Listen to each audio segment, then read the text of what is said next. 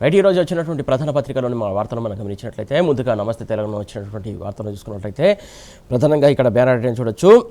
సామాన్యుడిపైకి gas missile విసురుతుంది కేంద్ర ప్రభుత్వం అంటూ కూడా ఇక్కడ వార్త చూడొచ్చు. ప్రధానంగా ఏదైతే 3071కి కమర్షియల్ సిలిండర్ ఏదైతే వ్యాపారకు సంబంధించినటువంటి వ్యాపారం చేసే వాళ్ళకి పెరిగే ఛాన్స్ ఉంది, పెంచుతున్నటువంటి అంశం సంబంధించి మోడీ సర్కారు మేడే ఇచ్చింది. మేడే రోజున పెద్ద ఇచ్చినటువంటి అంశం సంబంధించి ఈ వార్తను చూడొచ్చు. ప్రధానంగా ఇక్కడ వాణిజ్య సిలిండర్పై దాదాపు 993 రూపాయలు పెంచనున్నట్టు ఇక్కడ వార్తను బట్టి మనం అర్థం చేసుకోవచ్చు. 5 నెలల్లో పెరిగిన ధర చూసుకున్నట్లయితే మొత్తానికి 1491 రూపాయలు పెరిగింది. ఏదైతే గడిచిన 5 నెలల్లో చూసుకున్నట్లయితే 1491 రూపాయలు పెంచినటువంటి అంశం. అలాగే ఏదైతే స్టూడెంట్స్ ఎక్కువగా వాడే సిలిండర్ 5 కిలోల సిలిండర్ ఎక్కువగా స్టూడెంట్స్ ఎక్కువగా వాడుతూ ఉంటారు విద్యార్థులు. వారికి సంబంధించి సిలిండర్ చూసుకున్నట్లయితే 5 కిలోల సిలిండర్ చిన్న సిలిండర్ అతి తక్కువ చిన్న సిలిండర్ చూసుకున్నట్లయితే 260 రూపాయలు కూడా దానిపైన కూడా పెంచడానికి కేంద్రము నిర్ణయం తీసుకున్నట్టు తెలుస్తుంది. దీనికి సంబంధించి మొత్తానికి గ్యాస్ సంబంధించి పెద్ద మిస్సైల్ విసిరింది ప్రజలపైన అని ఈ వార్తను బట్టి అర్థం చేసుకోవచ్చు మనం. ఎన్నికలు ముగియగానే బాధుడు షురు, అలాగే ఇంధన భారం మోపబోమని హామీ ఇచ్చి ఇలా మోసం చేసింది ప్రజల్ని అని చెప్పేసి దీన్ని బట్టి అర్థం చేసుకోవచ్చు. ప్రధానంగా ఇంధనం భారం మోపబోమని హామీ ఇచ్చి ఓట్లు పడగానే ప్లేట్ ఫిరాయించిన కేంద్రం అంటూ కూడా ఇక్కడ వార్త చూడొచ్చు. బల్క్ డీజిల్ వినియోగదారులకు కూడా షాక్ ఇచ్చింది. ఏటీఎఫ్ ఇంటర్నేషనల్ ధర దాదాపు 5% పెంచినట్టు తెలుస్తుంది. దానికి సంబంధించి క్లియర్ కట్గా చూడొచ్చు. హజ్ యాత్రికులకు ఏటీఎఫ్ పిడుగు, అలాగే ఒక్కో యాత్రికుడి నుంచి అదనంగా 10,000 వసూలు చేస్తుంది. హజ్ కమిటీ కీలక నిర్ణయం తీసుకుంది. ఇది దోపిడీ చేయడమే అంటూ కూడా ఓవైసీ ఆరోపిస్తున్నటువంటి అంశం. రోజు 100 విమానాలు కట్ చేసింది. అలాగే ఏటీఎఫ్ ధర కూడా పెంపుతో ఎయిర్ ఇండియా కూడా నిర్ణయం తీసుకుంది. వారంలో పెట్రోల్ బాంబు దాదాపు చూసుకున్నట్టయితే పెట్రోల్ డీజిల్ పైన 4 రూపాయల నుంచి 5 రూపాయలు పెరిగే ఛాన్స్ కనబడుతుంది.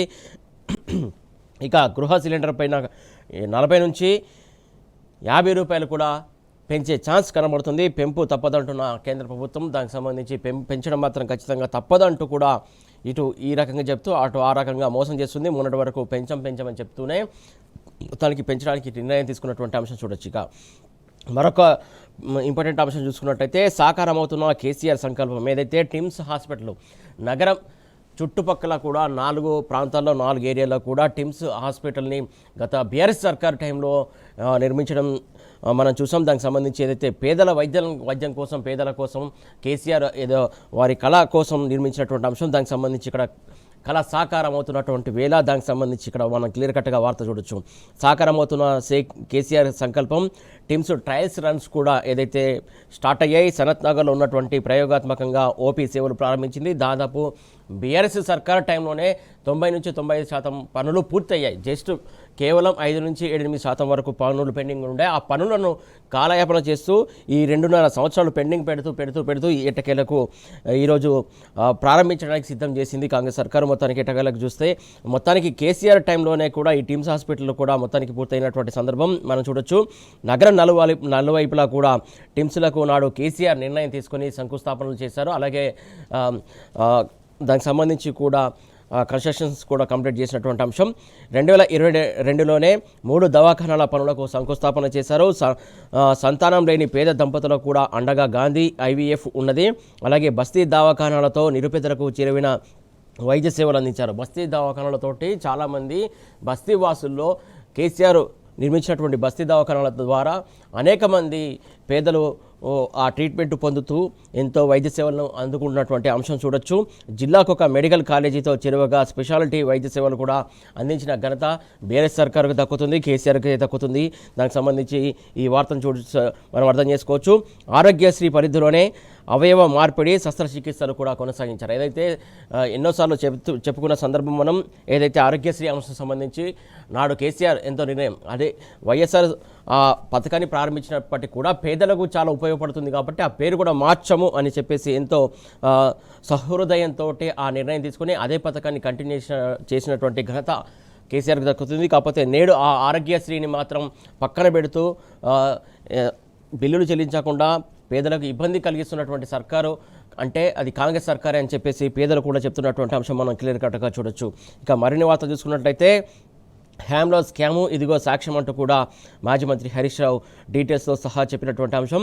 కాంగ్రెస్ నేతలు కాంట్రాక్టర్లు కుమ్మక్కై 5,000 కోట్లకు టెండర్ ఇచ్చారు.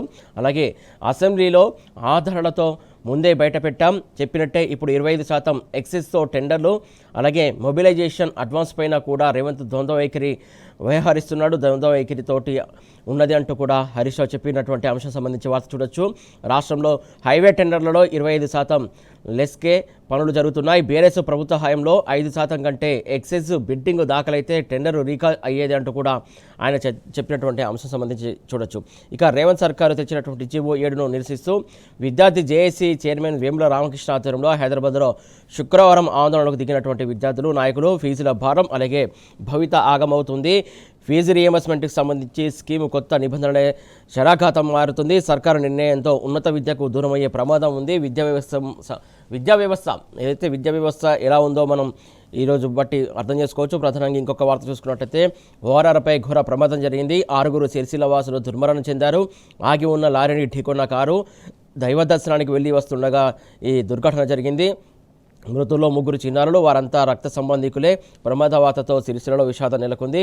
కేటీఆర్ కూడా ఆ ఘటనకు సంబంధించి తీవ్ర దిగ్భ్రాంతి వ్యక్తం చేసినటువంటి అంశం సంబంధించి వార్త చూడొచ్చు. ఆసరాకు కాంగ్రెస్ కట్టింగ్ అంటూ కూడా మరొక వార్త చూస్తున్నాం. 2 ఏళ్లలో 2 లక్షల పెన్షన్లు గల్లంతయ్యాయి. పింఛన్లు ఎప్పుడు